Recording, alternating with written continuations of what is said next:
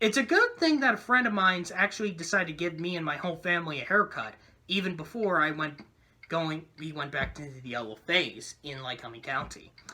But now, after many weeks with the Oscar reviews, 5 weeks specifically, I am now here to start a new content on my channel, and that is, of course, Blu-ray unboxings. Well, technically this first one, I wouldn't consider it an unboxing, because the thing is, I did open these when I got them out of the package, and I actually did film it, but I was pretty under the weather earlier this week, so I have decided to scrap that video and just redo this whole thing again when I'm pretty good health right now. And the first Blu-rays I have decided to get were from the Criterion Collection, and I have 3 of them. Yes, I am starting the Blu-ray collection up with 3 Blu-rays from a special distribution company. Now, for those who don't follow home media collections, videos like Blu-ray collections or any movie reviewers, you might know what I'm talking about. But if you follow users like there are some users that actually do have some of the Criterion Blu-rays. Like I believe Chris Stuckman has some. I know Animat has the animated films from the Criterion Collection. But probably there are a lot of notable YouTubers out there that do dedicate to the Criterion Collection. Probably the most notable one is Daisuke from Tokyo, Japan. But now, after many thoughts from all those users that actually collect these, I have decided to join in the ranks and go and purchase films on the Criterion Collection. Now, I would state that I have not seen every film I mean from the Criterion Collection. So, I have seen some of the films that before they were announced in the Criterion Collection, and I actually am kind of watching some of the other movies if I'm planning to get into the Criterion Collection or not. I will probably discuss that in the end. But with that being said, let's talk about the 3 Criterion Blu-rays I had decided to purchase, and I also will give my thoughts on my reaction when I opened them from the scrapped video I did. And the first one that I will be discussing right now, and somewhat unboxing if you consider that, this is actually probably the real reason why I wanted to get some of the Blu-rays in the Criterion Collection. Ever since, of course, when my family had purchased a Blu-ray player, that's one of the things I was, so excited. And when I heard this movie was going to be in the Criterion Collection, I knew I wanted to get it. And last month, when it was officially released, since I don't usually do pre-orders, I have decided to purchase this along with 2 others. And this was probably worth the wait, and I was blown away by it when I first saw it. And I am talking about Spy number 1025 from 2014, The Grand Budapest Hotel. Wes Anderson's masterpiece, for many people would consider it, or his best film.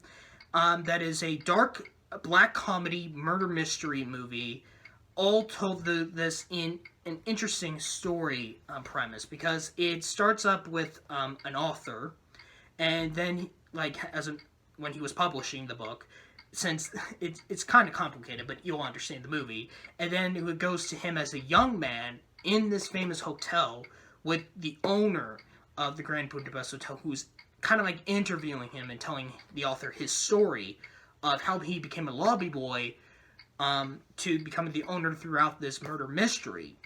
The movie is, of course, directed by Wes Anderson, and it stars a big notable cast. Most notably, the main star of the film is Ralph Fiennes, but there's also Tony Revolori, Saoirse Ronan, Adrian Brody, Willem Dafoe, Tilda Swinton, F. Murray Abraham, Jude Law, Edward Norton, and a couple of other notable actors that you would usually find in Wes Anderson movies like Bill Murray, or, like I mentioned, Edward Norton, or even Owen Wilson.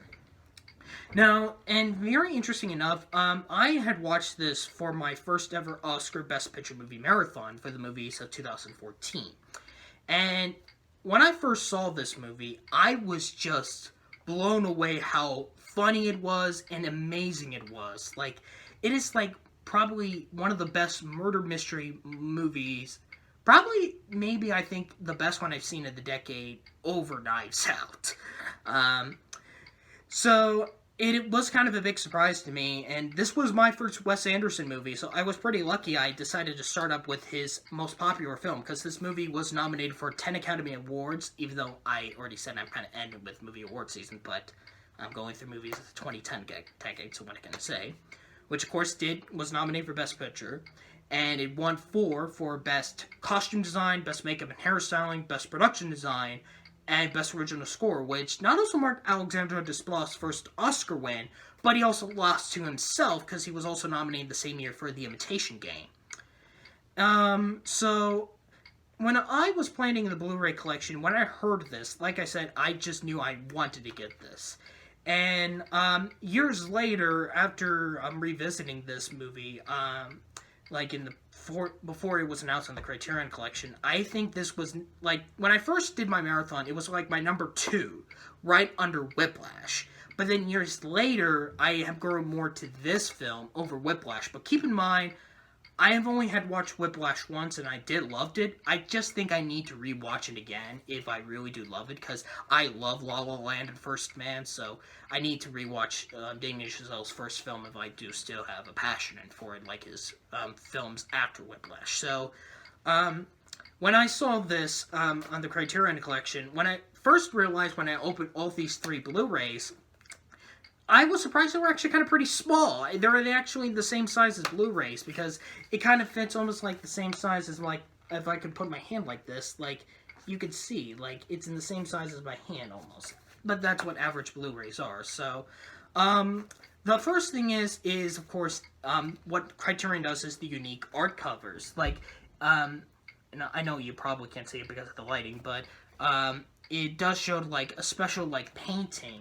And it shows, like the author, the adult Zero, which is played by F. Murray Abraham, and then, like, the characters in the story through this, and, like, in the back, you'd see Mr. Jean, played by Jason Schwartzman, who's also in a lot of Wes Anderson movies.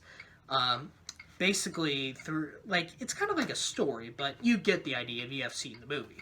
So when I opened this, the first thing I discovered was, of course, this beautiful pink cover slip, which actually kind of takes a time period, because obviously this takes place, I believe, from what I heard, it was, I haven't rewatched it in a while, like, I think it was in the 60s, I believe, because I think this was in the 30s, when, even though this movie's not really on a true event, but, like, the setting where the movie takes place, and obviously, this is blue, and of course this is pink, which I'm kind of surprised. I thought this was going to be, like, the actual color that was in the production design, like brown and stuff like that, but I love the blue because blue is my favorite color, so I don't mind that. And it kind of goes into the actual setting, and here you do get Mr. Mustafa, played by Ray Fiennes. Wait, not Mr. Mustafa, I mean Mr. Gustav H., not because Mustafa was in the front cover as the adult, but you do have Ray Fiennes here, and then when I opened this, I was just blown away on how many things you get here. Now, the first thing, obviously, that it does come with the back cover of the Blu-ray set, which, obviously, it was, like, stick to the back of the box. I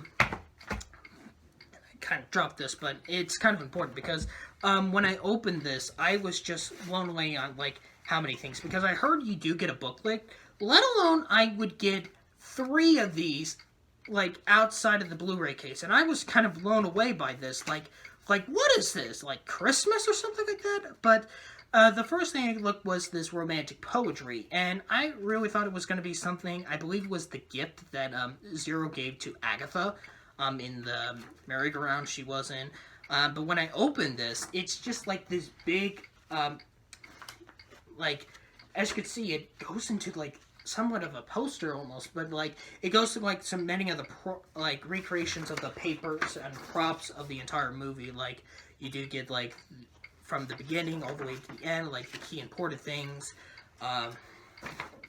both in the back, and I didn't even realize it wasn't both in the back and front, which kind of blew my mind. I know this is going to be interesting that some people think why you're showing this for spoiler things, and of course keep in mind this is a rated R comedy. I just want to mention that if any kids are going to be watching this. And then you do get the booklet, which I have not read this one yet. It does come, the front is actually the boy with apple painting that by the character is supposed to be Johannes van Johannes van Hoytold the Younger. That's who it is. And this actually was an original painting for the movie. And then when you kind of go into it, when I opened this first page, it almost looks like a play booklet you usually see. Like, it shows the cast names. You got Ray Fiennes, you got Edmund Abraham, you got Matthew Almec, Brody, Defoe, Jeff Goldblum, Harvey Keitel, Law, Murray, Norton, Ronan, Schwartzman, Leah Seydoux, Swinton, and Tom Wilkinson, Wilson, the other Owen Wilson, and a bunch of other notable names, and introducing Tony Revolori. I feel like they almost forgot somebody, Howdy, when I was looking at this, because... no, when I first reacted to this, I thought they didn't count Edmund Abraham, but he's right under Ray Fiennes, right, in this. And, of course, it does show the credits of the directors, screenplay producers, and the amount of people work on this, and then you got kind of like a little bit behind the scenes of a booklet throughout, like, many things. Like I said, I haven't read this yet, but I will soon. Like, pictures and concept arts, pretty much fun to look at, and I am pretty excited to see how, when I get to read this. But the big one that I was not expecting is that it comes with this poster. I was kind of blown away because it's actually a poster of both. It's actually a poster of both the actual the box of the Blu-ray and the case of the Blu-ray, both back and forth. And I was surprised that I would not expect I would get a poster out of this. Like, you would, like, that is, I'm still blown away by this still, as of this recording. Like, that's why I can't really speak, because I'm still blown away how awesome, like, and surprising Criterion has done with this. And then, of course, you do get the Blu-ray itself, which I didn't realize acted like, the Blu-ray disc actually acts like as a coaster for beverages and stuff like that, which obviously in real life you can't do. Oops. And I was kind of very surprised that, unlike, since I don't know if this is actually in a lot of Blu-rays or just DVDs, but the edges are kind of a little bit soft. I'm kind of a little bit, like, more smooth, I would say, not soft, but, yeah. And I think that's basically it. I can't wait to see what the bonus features have intact, but keep in mind, I already had got these like a few days, so I hadn't really experienced them, but I did test this out on the Blu-ray first, just for the menu, and it did work, so I am pretty happy to have the Grand Budapest Hotel in my collection, but let alone from the Criterion Collection, so this is a pretty awesome start when I first reacted to this, and it is a great, worthy film to get on the Criterion Collection. It is my favorite Wes Anderson movie I've seen, because I have seen his animated ones, because I didn't review Isle of Dogs, and I just recently saw Moonrise Kingdom, and I am kind of considering that in the Criterion Collection. Fantastic Mr. Fox, for me, I wasn't a huge, from the 4 films I've seen from him, I think his animated ones are probably the weakest ones I've seen, but I have to check out, see his earlier films, to say the least. But with that said, definitely not also my favorite Wes Anderson movie, I think, still to this day, even though I am looking forward to The French Dispatch, but this is definitely worth it. Alright, so the next Blu-ray I had decided to purchase, is actually something that I would probably consider somewhat history, in terms of movies, to be precise, from the Criterion Collection. Not much for the Criterion Collection, but for specifically this company in particular. And this is a significant one, because if you are fans of movies and streaming service, all you want to get is a physical copy of the film. And yes, and it came out earlier this year, I'm talking about Spy Number 1014 from 2018, Roma, Alfonso Cuarón's passion film, that was the Mexico film that won for Best International Feature, but it was also nominated for 10 Oscars, which includes Best Picture. Of course, it also won that when it was last year, when it was called Best Foreign Language Film, and Cuarón won 2 for Best Cinematography and Best Director. It was famously could have been history to become the first non-English language film to win Best Picture, but then Green Book took it. But then Parasite made that up a year later. And of course, this is a significant one because this is the first ever Netflix film to be released home media through a physical copy. Now, I know Netflix does release some of their TV shows on Blu-ray. Like, I know they did it with House of Cards. I think they did it. I don't know others. Like, I'm guessing Ozark, but I don't really know. But I know Stranger Things is a big one, especially in a special VHS box set as they do it. Not in a VHS, but like in the style of VHS box set they do when they release it. But in terms of their movies, they don't. And this is the very first one Criterion has decided to do. Well, more specifically, Netflix. So they had decided to collaborate with Criterion to release their movies, like probably their most acclaimed films, on the collection, because I don't think you're not going to see any of their bad movies on this. And this is the first one ever, and the next one that is going to be in line is going to be Marriage Story. And so I had already actually did a review on this film on my Oscar reviews last year. If you have not seen that, I do think it's a pretty good film. I would probably have it in my international lineup, and especially in my Best Actress lineup for Yalitza Aparicio. But I wouldn't probably have it in my cinematography or directing or Best Picture lineup, because for me, out of the 5 nominees of that year's Oscars of 2018, my personal favorite of the 5 was Germany's Never Look Away, and Roma was like my number 2. But I still thought it was a pretty good movie, and when I heard this was going to be in the Criterion Collection, like Grand Budapest, I knew I wanted to get this. Especially, it's a Netflix movie by all means. So, since I had got the use of my experience, my first reaction to the Grand Budapest Hotel, I was not going to be a big surprise when I was going to be opening the Roma Criterion Blu-ray. And obviously, unlike that, the big thing you get for Roma is this big, like, kind of big book like you have here. Like, it's like, how many pages is like this? Like, it has, like, I believe almost like, oh, wait, what's this? Oh, that's cool. Flip, hip, and then I just realized that now. It's kind of like about a little bit more than 100 pages, like probably 105. It is pretty unique because it's all in black and white. And of course, it is a movie that is not in the English language. And then you got, of course, the DVD cover, the Blu-ray. Hey, disc itself. I almost said DVD because, so it's kind of fully gray and very carefully,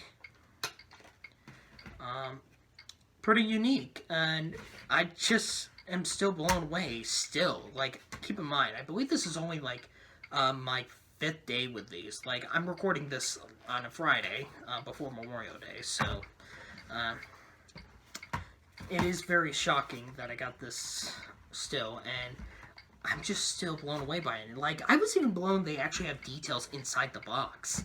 But unlike Grand Budapest, since it was my first experience, Roma was definitely another great choice I got, and it is definitely another worthy, for me at least, as a big, like, I don't know how to kind of put this, like, just seeing a Netflix movie getting a physical release, like, that's just awesome. Like, I know I will probably guarantee gonna get Marriage Story, but, like, hopefully one day we'll see, like, The Irishman, or, like, Klaus, maybe, or I Lost My Body, or The Two Popes, or Dolomite Is My Name. I know American Factory is gonna be kind of considering that, and I believe Irishman is, and, like, maybe, like, Mudbound for some people, or, like, The Ballad of Buster Scruggs.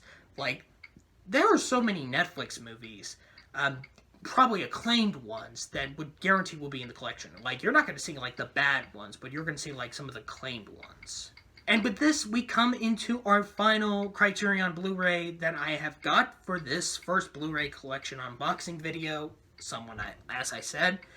And I think this is probably a unanimous one that every person who collects Blu-rays must get on the Criterion Collection. And this was a no-brainer because I actually had seen this film before I knew it was on the Criterion Collection, and because it's very interesting because this was released in the Criterion not like for a while. But this is a pretty unanimous one, and this is Spy number 591 from 1957. I am, of course, talking about the Sidney Lumet classic, 12 Angry Men. How can you not deny that this movie is such a classic? Now, how did I actually get to watch this movie was actually through high school, and this was actually through 10th grade history class for civics and government. My history teacher, who I had for 9th and 10th grade, for 10th grade, for civics and governments, we were learning history about how the jury does and in court and like this. And 12 Angry Men was probably the biggest example we saw. We saw the entire movie, not for a whole class, but in days during classes. And it stars, of course, Henry Fonda. It has just basically 11 people. It's set in one setting. Even though there's I believe 2 places, only in the beginning and the end, and then we're mostly in the same room throughout most of the movie, but it just works well. And this is why it's such a classic. I've seen Chris Stuckman's review, and he really did well how great this movie is. It's probably one of the best movies of the 1950s. And probably, maybe the most popular Henry Fonda movie, but I have not seen any of the other movies he has been in. I still don't remember any of the other cast members in this, but because this is pretty much a no-brainer to have this in your collection. And the booklet, oh, here's the cast. You do have, of course, Henry Fonda. You have Martin Balsam, John Fiedler, Lee J. Cobb, E.J. Marshall, Jack Hogaman, Edward Binns, I'm going to be apologizing, I butchered some of these names. Jack Warden, of course, Henry Fonda, Joseph Sweeney, Ed Beagle, George Vasquez, and Robert Webber. And even Henry Fonda was a producer in this film. So, of course, this was a Best Picture nominated film. I hadn't really looked, I don't think this movie won any Oscars. I might be wrong on that. It might take me a while to actually look that up, so I'll just leave it right there. So, I really don't have any to say this, but I haven't really fully looked inside of this, but I just want to, thanks to my history teacher, not only I consider this a classic, but I have this on the Criterion Collection, so I gotta thank him for that. And with that, that actually kind of ends the Criterion ones. I know these Roma and 12 Angry Men were kind of pretty short because, well, Grand Budapest Hotel was kind of my first experience with it, my first blown reaction.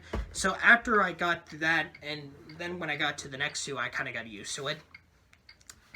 As in terms of other movies that are in the Criterion Collection, that I have seen but have not bought yet, I'm kind of doing an experiment of watching them digitally, running through them digitally, and see if I want them or not on the Criterion Collection. And I'm not going to review what movies I want. Okay, I kind of might mention Moonrise Kingdom a little bit, but I don't know. But I'm kind of planning to get into that. But looking at some of the lists, I started going with the ones that were nominated for Oscars of this past decade. I don't know what I just did there. Yeah, and because I decided to list this through year order. As for the others, obviously speaking of Grand Budapest Hotel, Best Picture nominee, don't forget his competition, Boyhood. And that's going to be a movie I'm not going to get, because that movie, I just found that overrated. Another movie I kind of just recently saw, 2 2013 movies to be precise, were The Great Beauty, which was the Italy film that did win Best International Film, and Inside Llewyn Davis, the Coen Brothers movie. Great Beauty, it was just, boring. I don't know, what was it? I had seen Paolo Sorrentino's other film, Youth, but I don't know what the deal was with The Great Beauty. I kept the movie playing, but I just walked around my room, or doing something else while having it in the background. So just finishing it up. Inside Llewyn Davis, that was a pretty movie that I was depressed with, and I don't even know if I want to get it, because that's basically a one and done movie to me. I have seen 45 Years because of Charlotte Rampling's Best Actress nomination, and I barely remember that movie. And then, of course, you have Cold War, Paweł Pawlikowski's Poland film. And if you've seen my review of the film, hell no. That movie, I don't get it. Like, that movie is so overrated. And then, of course, you also got a movie that is coming out next month, and that is Portrait of a Lady on Fire, which I kind of did mention in my Parasite review that I had finally seen it. And honestly, both that and Les Miserables are kind of in the same to me. Like, they're okay movies. Like, I think the reason why I really didn't talk to Portrait that much, because I almost compared it a lot to Never Look Away. So that could be the issue. That should be a film that should be in the Criterion Collection. I would say that. I feel like that is basically all the films I've said. Like, yeah, I think like that's basically it. Like, I am planning to probably watch Pina, The Tree of Life, because they were also Oscar nominees from the 2010 decade, as well as 2 Days, One Night. I know there is a lot of others that are in the Criterion Collection. I know I won't be getting Fantastic Mr. Fox, because I guess I wasn't a fan of that. I know there's Pan's Labyrinth, The Squid and the Whale, another Noah Baumbach film. I know, like, there was, like, The Silence of the Lambs, Mulholland Drive, being John Malkovich, like, there's, like, the Three Colors trilogy. Like, there are so many that are in the Criterion Collection that I have not seen. And because the thing is, of course, I have a life. And that doesn't mean I'm going to be, like, an active person to collect a lot of the films like the Criterion Collection. It's just going to depend on, like, how far I will be going through this. Because I will probably collect average Blu-rays, or maybe even Blu-ray sets that I want. It depends on the movie, because I do have a list on what Blu-rays I want. And it's also going to depend on how any Disney Pixar Blu-rays I want to get, but it depends on how good the cover is. So, I know that I'm kind of going a little bit long right there, and I'm almost losing my voice, but with that said, that comes to the end of this first unboxing video, supposedly, on the first films of the Criterion Collection. If you like this, you can hit that subscribe button, and comment down below if you have actually seen any of the three films. Now, I know this movie is an R-rated film. This one's R-rated as well, so I forget what rated this movie is, like, because it is the 50s, so I'm guessing it's PG. I don't remember, but keep in mind, like, I'm just doing an improvisation as I can, because, like, it's like 10 o'clock in the morning. So with that being said, already in the start of the Blu-ray collection. I'm going far off a little bit. And let's see how many more Blu-rays I will collect in the next months to come.